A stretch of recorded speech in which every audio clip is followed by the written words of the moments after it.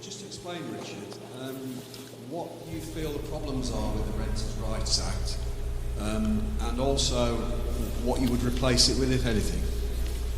Thank you. Yes, so the Property Renters' Rights Act, the issue is that many landlords are now concluding that it's too risky to be able to essentially to remove an occupier, a tenant, if they want, for example, to sell the property, if they're not paying, and there's a balance of risk and reward.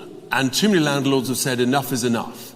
And so again, well-intentioned in terms of the issues around, for example, notice, the period for notice to quit, but actually it's just gone way, way beyond it.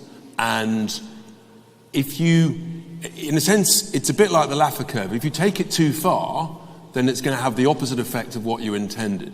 So that's the main problem, and that's why actually the numbers of properties are reducing on the market, and therefore, if you reduce the supply, guess what happens? The price goes up. That's the problem. Yeah, and I mean, look, you could argue that the buy-to-let market went mad, led to property prices going much higher than they should have done, and I think all of that's true. However, when George Osborne changed the rules on mortgage relief, on buy-to-let properties, you suddenly find now a very large number of people who've got buy-to-let properties are actually not making any money on them at all. Therefore, they're selling the properties to just take the cash. And what it means is, despite the ballooning population, there are fewer houses on the rental market.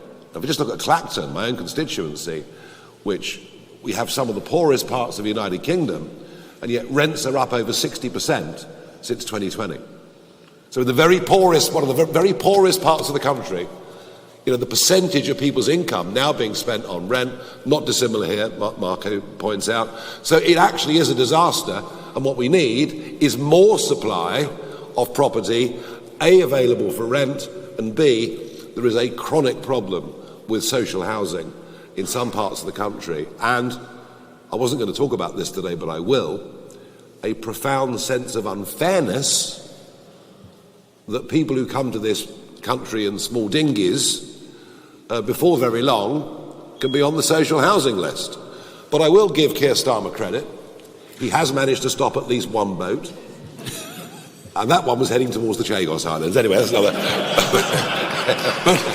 but actually, but it's why the British Sovereign Wealth Fund, building hundreds of thousands of more affordable homes, will drive up supply, and that will help British workers and British veterans. That's why it's the right thing to do, and that's why I say to anybody who's opposed to this plan, come and talk to me, understand it more, and then you'll be on side.